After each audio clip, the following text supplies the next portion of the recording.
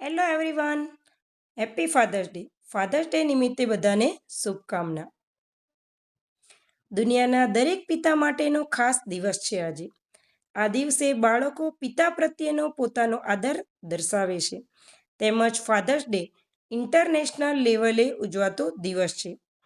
પિતા એ હસ્તી છે જેના પરસેવાના એક ટીપાની કિંમત પણ સંતાન ચૂકવી ન શકે. ફાધર્સ ડે પોતાના પિતાને ખાસ અનુભવવા માટેનો દિવસ છે. આ દિવસે બાળકો વિવિધ માધ્યમો દ્વારા કે તેમના પિતા પ્રત્યેનો આદર દર્શાવે છે. ફાધર્સ ડે આંતરરાષ્ટ્રીય સ્તરે ઉજવાતો દિવસ છે. તેથી આ દિવસે સમગ્ર વિશ્વમાં આ દિવસની ઉજવણી કરવામાં આવે છે.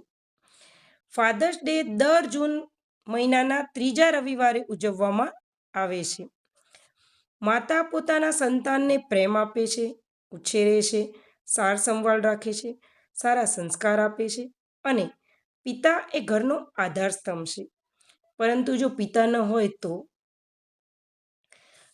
ન હોય તો માનો પ્રેમ પણ ફિક્કો પડી જાય છે. પરિવારની ખુશીની ચાવી તો પિતા જ હોય છે. કમાયેલું ધન દીકરાને આપવા અને કાળજાનો કટકો એટલે કે દીકરી પારકાને આપવા માટે આખી જિંદગી સફર કરતું વ્યક્તિત્વ એટલે પિતા.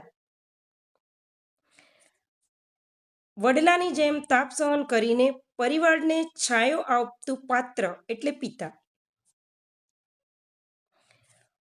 પિતા તેમના પરિવાર માટે સુખ અને શાંતિ માટે દરરોજ પરસેવાની મહેનતથી કામ કરે છે અને તેમને જે ધન મળે તે પરિવારને ખુશી માટે વાપરે છે. પિતા કોઈ પણ પ્રકારની સમસ્યા સામે લડવા તૈયાર રહે છે. પિતા વિશે જેટલું કહેવામાં આવે તેટલું ઓછું છે, ખરું ને? પિતા પોતાના સુખનો ભોગ આપીને પોતાના બાળકો તેમજ તેમના પરિવારની ખુશીની કાળજી લે છે. પિતા પોતાના બાળકોને પ્રેમ કરે છે અને બાળકો ખોટું કામ કરે તો તેમને ઠપકો પણ આપે છે. આ પિતાનો હક છે. પિતા બાળકોના સારા ભવિષ્ય અને ખુશી માટે સખત મહેનત કરે છે.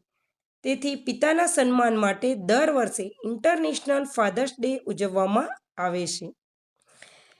ભલે તેમના ખિસ્સા ખાલી હતા, મેં તેમને ક્યારેય ના પાડતા જોયા નથી. મેં મારા પિતા કરતાં પણ વધુ ધનવાન વ્યક્તિ ક્યારેય કોઈને જોયા નથી.